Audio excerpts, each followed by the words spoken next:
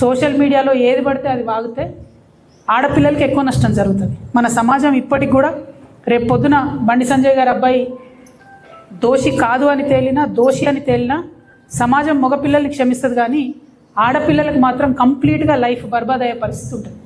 ఇవాళ BRS party social media చేస్తున్న అత్యుత్సాహంతో ఏం జరిగింది, వీడియోలు, ఫేసులు, ఫోటోలు మొత్తం బయట పెట్టారు. అంటే ఒక అమ్మాయి, ఆమె మైనరో కాదో అనేటటువంటి చర్చ ఉంది.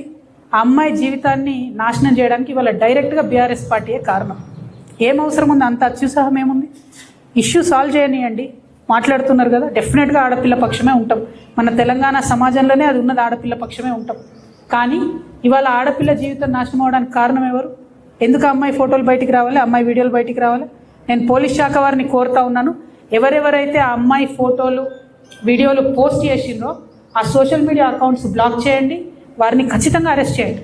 మీ ముఖ్యమంత్రి మీద ఒక చిన్న పోస్ట్ పెడితే ఇవాళ ఎత్తుకపోయి అరెస్ట్ చేస్తున్నారు. కాబట్టి ఒక ఆడపిల్ల జీవితాన్ని నాశనం చేసేటట్టుగా పోస్టులు పెట్టి, వీడియోలు పెట్టి, వాళ్ళ ఫ్రెండ్స్తో ఉన్నప్పటి ఈ ఫోటోలు అన్ని బయట పెట్టినటువంటి అకౌంట్స్ని బ్లాక్ చేయాలి, ఖచ్చితంగా వాళ్ళని అరెస్ట్ చేయాలని చెప్పి నేను డిమాండ్ చేస్తూ ఉన్నాను.